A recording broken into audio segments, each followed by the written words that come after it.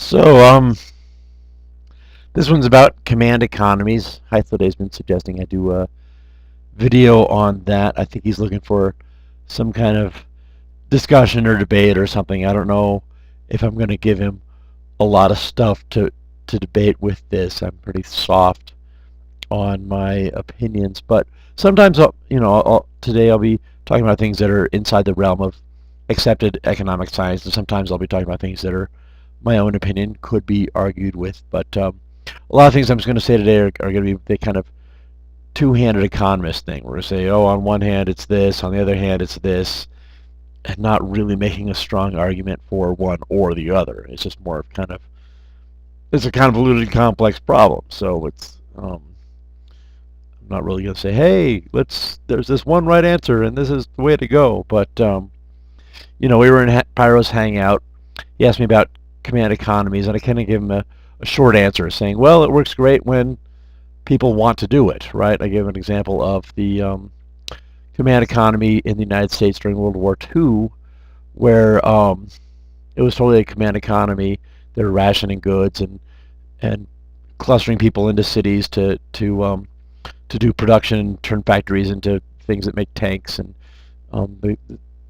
it was a command economy, and it worked really well because all the people were extremely into it, being very patriotic. Hey, let's do this for our boys in Europe. We've got our soldiers over there. Let's give them all support we can, and when the people are into being commanded, it'll work really, really well. And that's going to get into the Victory Clark Grove problem that we'll talk about, where it's a command economy where we're going to try and put people's incentives into the design, such that try and make it so it's something that they want to do, which is tricky, trying to force somebody into wanting to do something that's kind of paradoxical, right? So it's a tricky problem, but we'll get to that later. So one way I like to say this is this is kind of an oversimplification for sure, but say Marx was wrong about everything he said about communism, but was right about all the problems of capitalism, where Ayn Rand was wrong about capitalism being the utopian answer, but was pretty right about the problems of government intervention and how that can be very problematic in an economy, right? So, on basically what we're saying is Marx is right about what he says about the problems of capitalism. Ayn Rand is right about, she says, the problems about communism, and basically we're in big trouble. um, but look, just because we've seen bad communism in the past, lines for toilet paper and big shortages and some heavy suffering associated with communism, it doesn't mean that it's impossible. There's kind of a maturation in economic thought. Like I did a study once of Chile, and Chile kind of has gone back and forth between a number of different economic structures, and they never quite seem to get it right, but each time they go back and forth, it's better than the last time they went back and forth. So we kind of learn over time. I'm not going to say that some ideal communism is impossible. Maybe we just haven't thought of it yet. And it could even be inevitable, right? Like there's the whole Peter Joseph techno-communism zeitgeist thing. That on one hand is, it seems very unrealistic. It requires people to behave certain ways, and a lot of computer stuff that seems kind of far-fetched. However, it's also kind of inevitable because the technology keeps taking away jobs, and the more and more technology can do services, the more that's going to happen. It's kind of like there's an idea of a singularity where the machines will become artificially intelligent and self-aware, and take over. We don't even need it to be that kind of singularity. They just need to be better at doing something than a human is. That's all it takes for a machine to take a job. Now, sometimes that creates new jobs, but again, when it's taking over the service industry and machines that can program themselves, it could be really tricky. We've already got automated teller machines that are just faster than the human teller. I almost never use the human teller unless I've got some kind of complex problem. If I just want to withdraw some cash, I'll just use the ATM. Um, and we also, it doesn't mean we won't figure out ways to do unregulated markets better as well, right? Like we could figure out how to do that. There's certainly always problems with unregulated markets, but um, each time we redesign it, it comes out a little bit better. It's a maturation of thought, and we've still got a ways to go. We're there's a lot of things still to figure out, and it's tough because the stakes are so high that it would be great to have a system that works very soon. But well, we can just doing the best we can. So there's going to be two levels of scope for design for command economies. There's going to be institutional scope, where it's the basic underlying framework of the economy. So this could be like it's a free market economy, or it's a communist economy, or it's this. It's the underlying structure. And since we don't have a perfect one of these, then we get into the second thing, which is I'm going to call regulational design. And that's not a word. I just kind of made that up because I couldn't think of the right word. But this is like design within an institution, right? So it's making small changes within the institution to kind of try and fix it.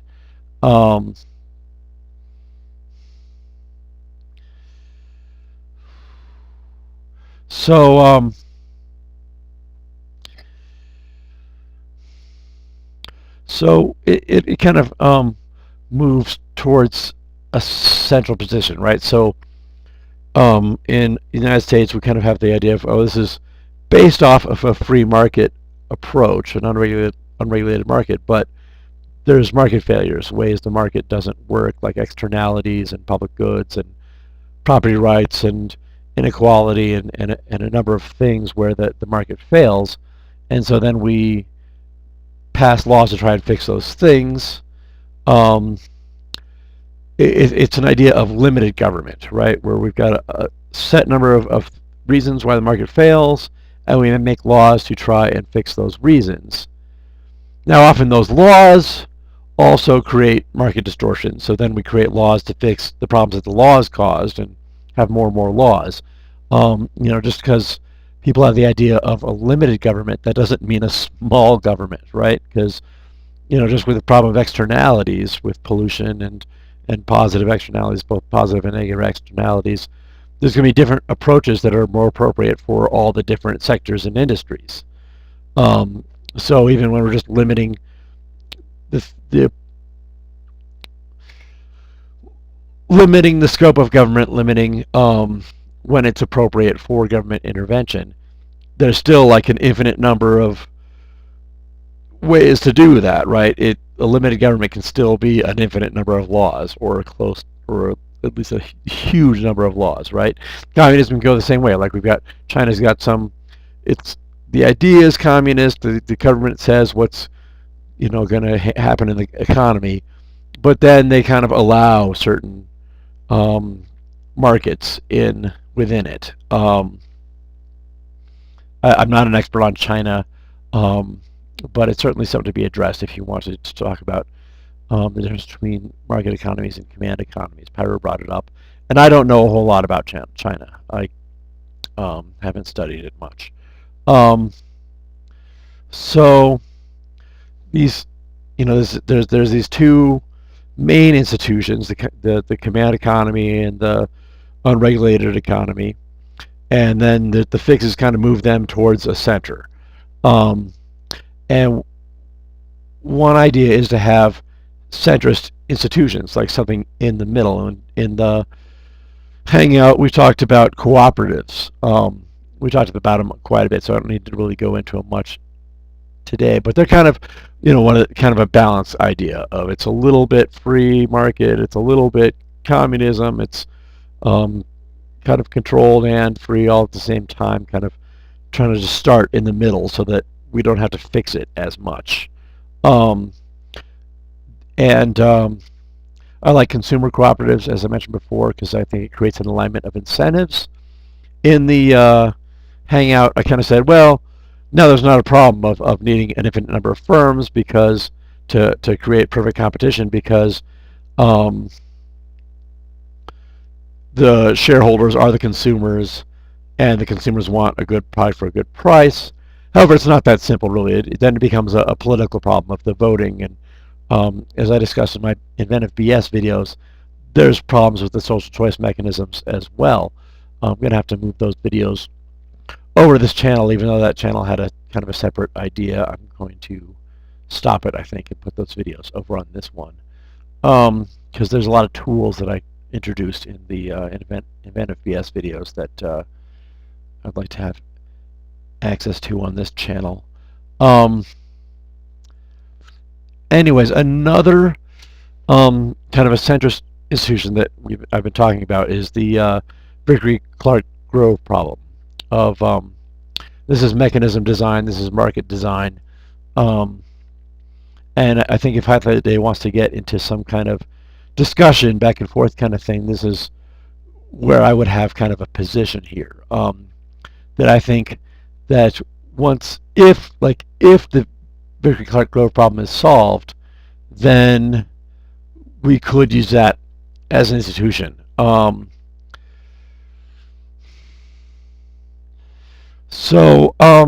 Just for a recap of the definition, it's any system of allocation of goods and services that is Pareto optimal, meaning people in it aren't going to trade ex post, like after you make the allocation, to be able to be like, well, I like what he gave you better than what he gave me, and let's swap.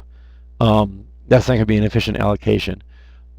Individually rational for participation. So if it's individually rational for someone to not participate in the system, then that's going to fail.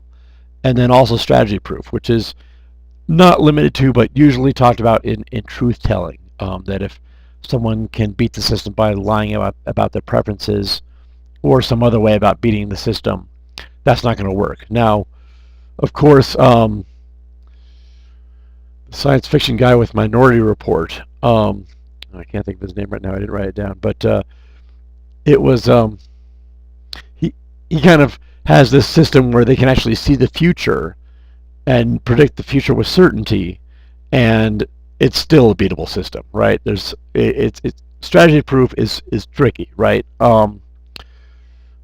But we can kind of simplifying it with just saying, well, it's about truth-telling strategies. If they lie about their preferences as a strategy, then that's going to make the system not work. Now, economists will certainly argue with my idea of making Vickrey-Clark-Grove as an centrist institution. And I'll kind of get into that later. But first, I want to talk about Hythloday has an argument of complexity that he was mentioning in the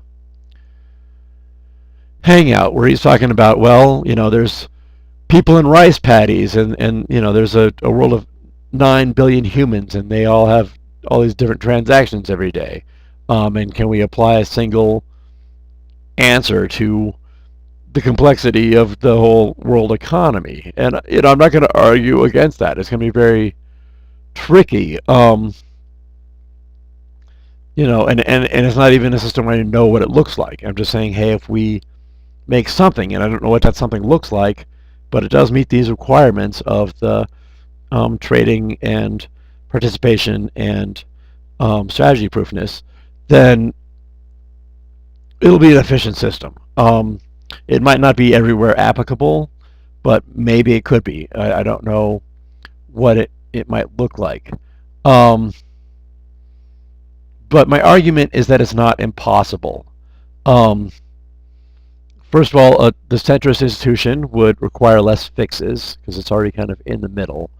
Um, and computers are getting better at the process, as well as economists are getting better at the process. It's maturation of economic thought. Each time we try, it's a little bit better. And the computers can maybe be able to implement some system between 9 billion people. Might not be there yet, but maybe it's in the future. That's a tricky one, but I think that's part of it. And then also is this missing market approach. And these are markets where people don't want a price mechanism, such as school choice, um, kidney donations, and for people that need surgery, um, these kind of things. An economist is gonna argue against um, Victor Clark Grove as a centralist institution because he's like, well, okay, we've got a matching market for kidneys, and again, it's an impossibility theorem that we can make something that has all these characteristics of the Victor Clark Grove, but the ones we've gotten for kidneys are pretty good. It's we get closer. We're not at the point of efficiency of Victor Clark Grove. There's always going to be something wrong with any of these systems. But what we've designed for the kidney market is pretty good for a market without a price mechanism. But a market with a price mechanism would be way better because people that are young that want money more than kidneys because they don't have much money yet because they're young, but they have more kidneys than they need, could sell their kidney. And then people that are old that have wealth, um, they live their life, they have money, and they need kidneys. I mean, we'd go from a kidney shortage to a kidney surplus. Plus, we'd be helping poor people and young people get ahead a little bit. And that's right, right? That's not wrong, but it's kind of a cheat, right? They're changing the scope of the market, where what we're designing within that market is just these specific people trying to beat the brick cart grove between people that want to give kidneys away and trade them for, right? Like if I've got a kidney infection and my wife wants to have donate her kidney, but it's the wrong type. We can it's a we design ways that people can trade kidneys so that everybody gets a kidney.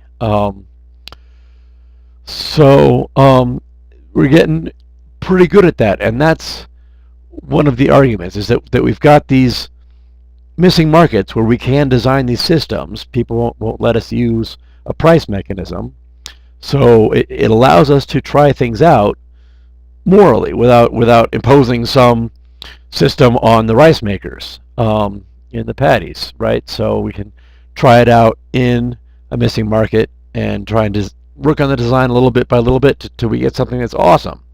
And once we get something that's awesome, then we can start thinking about, maybe using it as a centralist policy, as an institution.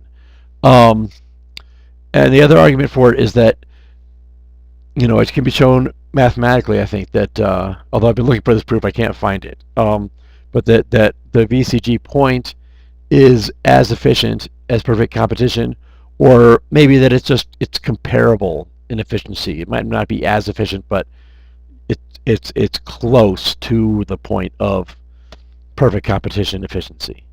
Um, an argument against VCG might be that it's an impossibility theorem, that we can't have a system that does all of these things. That's been mathematically proven, so don't even try. One argument against that is, well, we can, even if it's impossible, we can approach the limit of it, which I think we're doing, but it seems that the limit is still very far away from the point. Here's a bunch of designs. Yeah, I need my little papers. I need my better camera. But here's designs that my moving hand, and here's the point here, right? And so any possible design we can come up with, there's kind of a threshold here, and then there's the point that we'd like to get to here, and it's just even as a limit, we're still far away. But I'm thinking my assertion here, and it's really just an assertion, is that someone can approach this from a new angle and be like, look, you guys are just doing it wrong. Let's just do it like this, and we just blow the point away.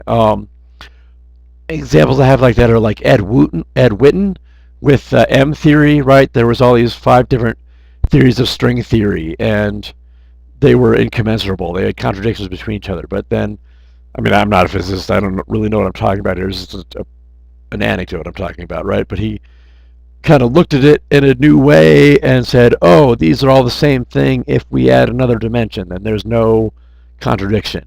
Something like that. And it could be something very simple, right? So, um,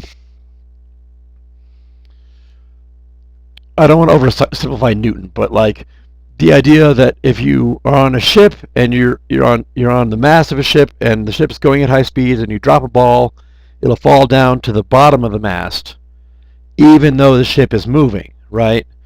It took us a long time to get that idea, and it's not that hard of an idea. So, it's possible that just coming at it at some new way could do something. And I don't know what that would look like. I'm not making a specific argument here. I'm just saying we shouldn't give up and just say, "Oh, let the market handle it." Right? We can try and build something that's more awesome. So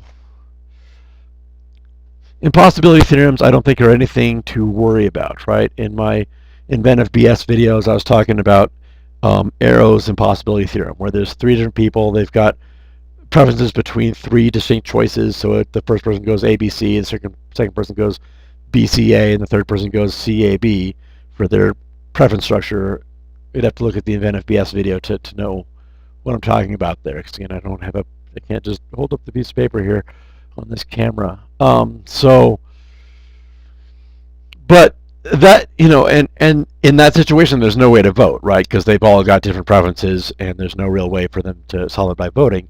But it doesn't mean that voting's impossible, right? In voting, there's usually a lot more people than 3, and they only give us 2 choices, right? So, I mean, voting's not always the best thing, but it's not impossible. So,